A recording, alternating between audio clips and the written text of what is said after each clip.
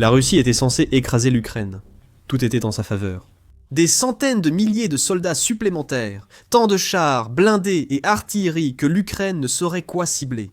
Une force aérienne avec de nombreux chasseurs modernes, parmi les plus avancés au monde. La Russie était censée déployer tout cela, prendre l'Ukraine en quelques semaines, voire en quelques jours.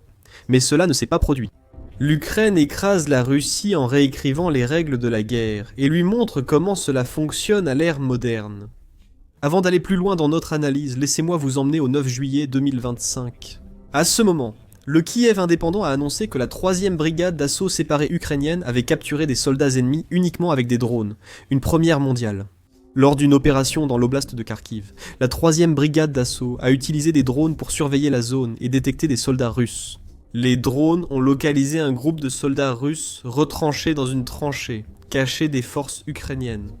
Dans une guerre classique, l'Ukraine aurait envoyé l'infanterie contre ces soldats russes, et une fusillade aurait eu lieu. Des soldats des deux camps seraient morts, mais la 3e brigade d'assaut a choisi une autre approche, sans envoyer un membre attaquer la position russe.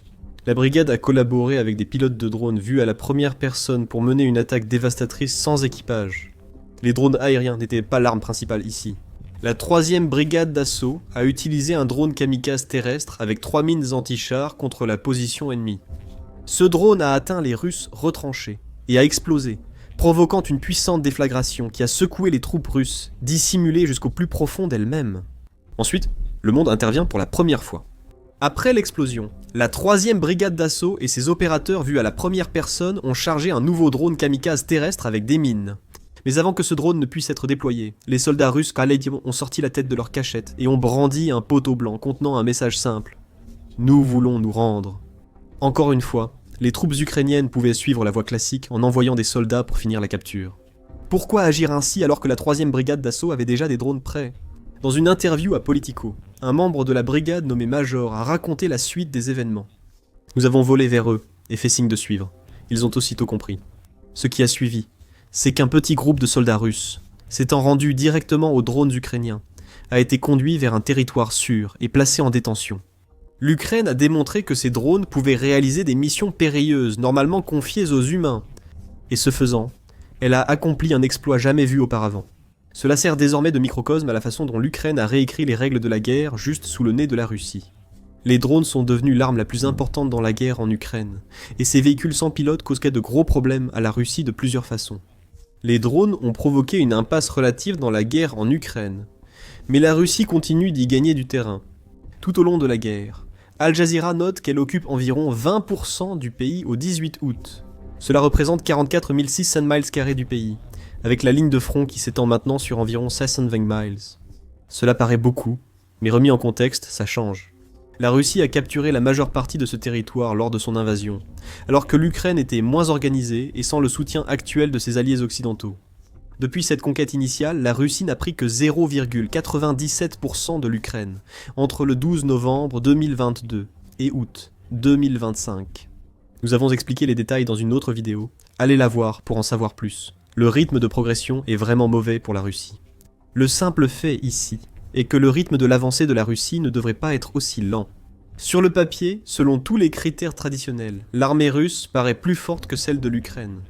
En juin, le Conseil des Relations étrangères a comparé directement les forces armées des deux pays. La Russie compte 1 134 000 soldats actifs contre 730 000 pour l'Ukraine selon le rapport. La Russie dispose de près de 3 fois plus de chars et de 6 215 pièces d'artillerie contre 1 877 pour l'Ukraine. Environ 5 fois plus de missiles solaires et une force aérienne qui surpasse largement celle de l'Ukraine, au point d'avoir près de 1400 avions de combat de plus. Franchement, la guerre en Ukraine aurait dû être une formalité en faveur de la Russie, mais ce n'est pas le cas. Et tout cela, c'est grâce aux brillantes innovations de l'Ukraine en matière de drones. L'avancée rapide et l'utilisation généralisée de drones d'observation et d'attaque peu coûteux, dans les airs et au sol, ont transformé la guerre en Ukraine depuis 2022. C'est l'une des principales raisons pour lesquelles l'Ukraine a pu mettre son adversaire plus grand dans une impasse, a déclaré Politico le 27 août. Et c'est tout à fait exact. L'Ukraine s'est concentrée non seulement sur la fabrication du plus grand nombre possible de drones, mais aussi sur le refus de se reposer sur ses lauriers, alors qu'elle continue d'innover. L'Ukraine a stoppé net l'armée, autrefois puissante, de la Russie. Les tactiques d'usure de Poutine auraient déjà fonctionné sans ces drones. Les drones ukrainiens empêchent la Russie de capturer l'Ukraine avant 2256 avec 101 millions de pertes. Selon l'ancien rédacteur militaire de Forbes, David Axe, la transformation de la guerre en Ukraine en un conflit fortement axé sur les drones a également entraîné des évolutions dans ce que nous voyons sur le champ de bataille. Par exemple, selon Politico, les soldats des deux camps risquent leur vie s'ils s'éloignent de 6 à 9 miles de la ligne de contact principale dans les zones de tir.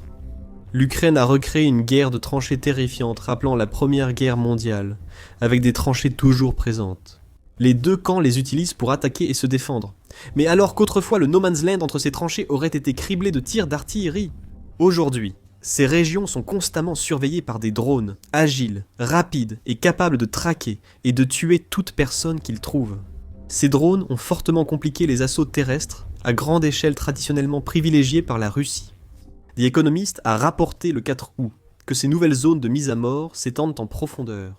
L'arrivée de drones de moyenne portée, capables de couvrir de plus grandes distances que les drones vus à la première personne habituelle, en est la preuve. La Russie doit désormais craindre non seulement ce qui est devant elle, mais aussi les drones ukrainiens. À l'arrière, elle doit craindre d'être prise en tenaille, sans aucune possibilité d'évasion. Vous êtes bloqué par ces drones de moyenne portée, et n'avez d'autre choix que de mourir ou de vous rendre au centre. Le drone cherche parcourt 60 km et coûte seulement 8 000 $ à produire. Une somme dérisoire dans la fabrication militaire moderne, ce qui facilitera la production en masse de ces drones de moyenne portés par l'Ukraine. Cette évolution de la stratégie de destruction par drone en Ukraine pose certains problèmes. The Independent rapporte que l'utilisation massive de drones vus à la première personne par les deux camps empêche presque les médecins d'accéder aux soldats dans les zones de destruction.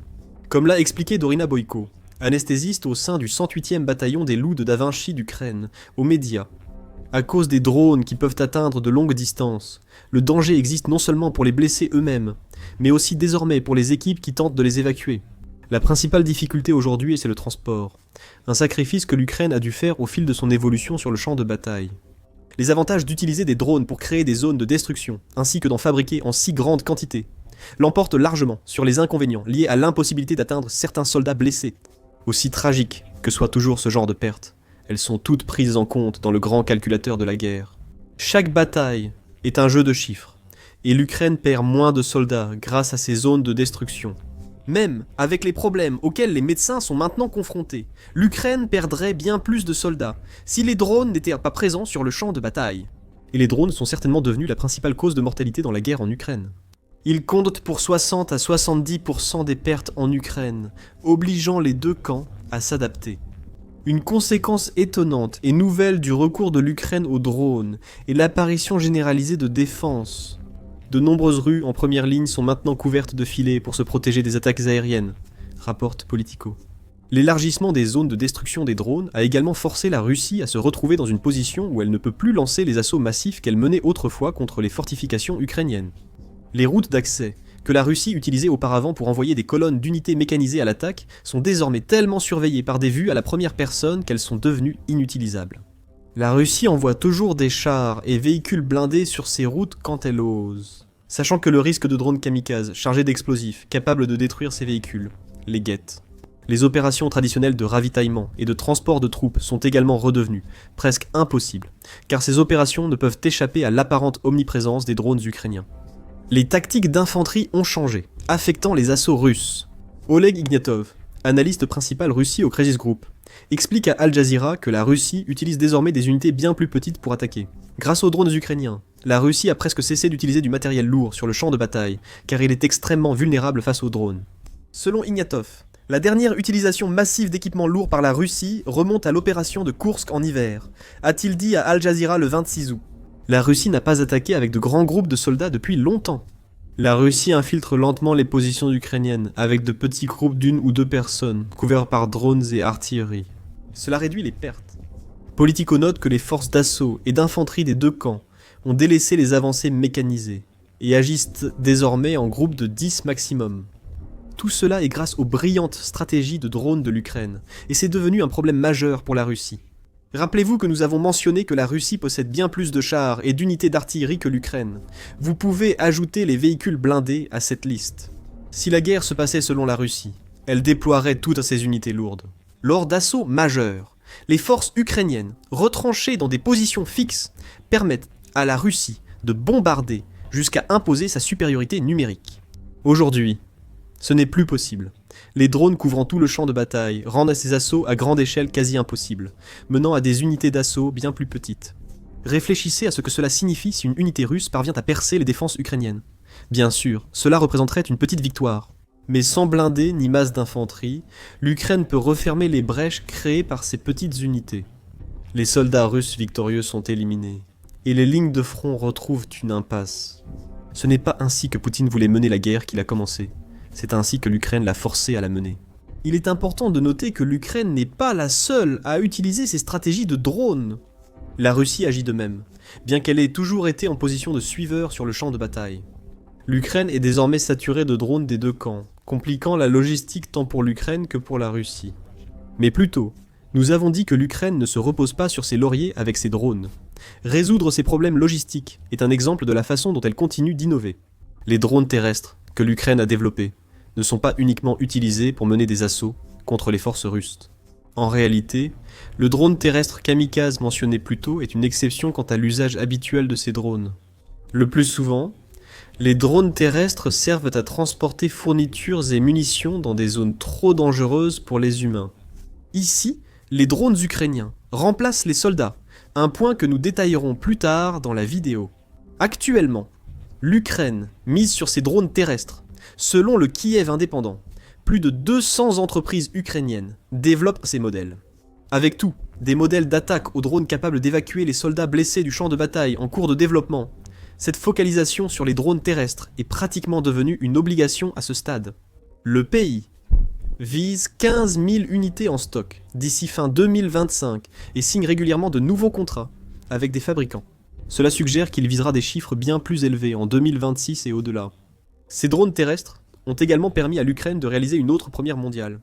Le 4 août, la nouvelle voix de l'Ukraine a annoncé la création par l'Ukraine d'un bataillon complet de drones terrestres, qui rejoindra le 20e régiment séparé des systèmes sans pilote. Dans son rapport, le média indique que c'est la rupture de la logistique, que nous avons mentionné plus tôt, qui a déclenché le boom de la fabrication de drones terrestres que nous observons actuellement. Un opérateur senior, Bintik, a déclaré à la nouvelle voix de l'Ukraine « Nous utilisons divers drones selon les missions. Aujourd'hui, nous envoyons le RATL-H, un gros modèle plus visible pouvant transporter 600 kg. La cargaison est destinée à une unité que nous appelons l'escouade vampire. Comme ils ne sont pas directement en première ligne, nous pouvons utiliser un drone plus grand ici. La Russie doit s'inquiéter non seulement de l'arrivée de drones terrestres, mais aussi de la diversité des modèles ukrainiens, chacun avec un usage précis. Cela permet à l'Ukraine de remplacer les soldats par des véhicules sans pilote pour capturer des troupes, mener des assauts et transporter du ravitaillement sur le front. Certains de ces drones sont même conçus pour extraire les mines russes du sol. Les mines, posées par les deux camps partout en Ukraine, illustrent un aspect de la guerre traditionnelle que l'Ukraine a bouleversé. Selon le Centre d'analyse des politiques européennes, les mines terrestres touchent près de 40% du territoire ukrainien, soit le double de la zone occupée par la Russie depuis l'invasion de Vladimir Poutine. On estime qu'il y a aujourd'hui 2 millions de mines disséminées dans le paysage ukrainien. Il faudra un effort herculéen pour les déminer, ce qui prendra 127 ans. Avec un financement stable, les nouveaux drones de déminage ukrainiens n'accéléreront pas ce processus. Comme de nombreux drones ukrainiens, ils réduisent le risque pour les humains. Business Insider a évoqué le drone innovant conçu par un fabricant ukrainien. Équipé d'un bras extensible, le drone était capable de déminer les mines antipersonnelles, car ces mines sont moins sensibles aux véhicules lourds.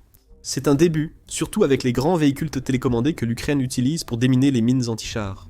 L'innovation ukrainienne dans les drones vise à la fois à se défendre aujourd'hui et à préparer l'avenir. Ce que nous avons ici, c'est exemple après exemple de la façon dont l'Ukraine écrase les efforts d'invasion de la Russie en réécrivant les règles de la guerre. Le mieux, c'est que ces règles sont encore inachevées. Nous avons dit plus tôt que l'Ukraine utilise des drones pour remplacer un maximum de soldats sur le champ de bataille. Nous avons déjà noté la différence d'effectifs entre la Russie et l'Ukraine qui persiste. Le Kiev indépendant indique que la Russie mobilise 40 000 à 50 000 soldats par mois contre 25 000 à 27 000 pour l'Ukraine, donnant ainsi un avantage d'effectifs constant à la Russie. En Ukraine, les drones rééquilibrent la situation. Et selon le Centre d'études stratégiques et internationales, ou Centre d'études stratégiques et internationales, c'est un concept sur lequel l'Ukraine devrait s'appuyer. Le Centre d'études stratégiques et internationales a indiqué en avril que remplacer les humains par des drones ne concerne pas uniquement les tactiques modernes de l'Ukraine. C'est crucial pour l'avenir de l'Ukraine, surtout si un cessez-le-feu est négocié avec la Russie. Pour qu'un cessez-le-feu mène à une paix durable, l'Ukraine devra remplacer les humains par des drones et investir dans des défenses aériennes multicouches et des frappes de précision longue portée. Le Centre d'études stratégiques et internationales souligne que l'importance ne réside pas uniquement dans les drones ukrainiens opérant sur le territoire national. Elle a besoin de défense aérienne pour se protéger contre les drones longue portée. La Russie emploie aussi ces drones longue portée pour maintenir une menace de frappe en profondeur si un futur cessez-le-feu est interrompu. L'essentiel est que les drones sont devenus centraux dans la stratégie militaire ukrainienne et doivent le rester. Voici la dernière innovation ukrainienne en drone, l'Académie Kill House. Le 27 juin, Pravda a indiqué que la 3e brigade d'assaut séparée, auteur de la première capture d'ennemis au monde par drone, a ouvert une académie pour opérateurs de robots terrestres. Surnommée Académie Kill House, c'est un centre où les opérateurs apprennent à piloter les drones, vus à la première personne utilisés par l'Ukraine sur le champ de bataille. Il s'agit de créer un vivier, une source constante de talents militaires, qui n'ont pas besoin d'apprendre sur le tas. Au lieu de cela, ces opérateurs arrivent sur le champ de bataille, en comprenant tout ce qu'ils doivent savoir sur les outils de leur métier et comment les utiliser, pour aider leurs camarades et maximiser les dégâts contre l'ennemi. L'Académie offre un stage de 5 jours avec des ateliers animés par des instructeurs ayant utilisé les drones ukrainiens sur le terrain. Pravda dit que ce cours prend en compte 3 principaux types de missions: l'ingénierie, les tâches, la logistique et l'évacuation, ainsi que le soutien-feu.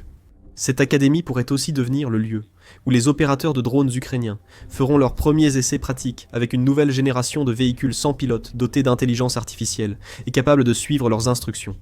L'établissement de cette académie montre que la complaisance n'a pas sa place dans l'armée ukrainienne. Elle a déjà réécrit les règles de la guerre moderne en affrontant un adversaire bien plus grand, les drones tirant ainsi le meilleur parti de ses ressources limitées dans ce processus. L'Ukraine s'appuie désormais sur une stratégie à nouveau paradigme. Les drones terrestres arrivent en plus grand nombre que jamais auparavant, remplaçant ainsi les soldats sur le champ de bataille. L'Ukraine forme ses nouvelles recrues, à l'usage des drones avant leur arrivée sur le front. Intégrer les véhicules sans pilote dans la doctrine militaire ukrainienne. La Russie, elle, ne peut que tenter de suivre, sans alternative.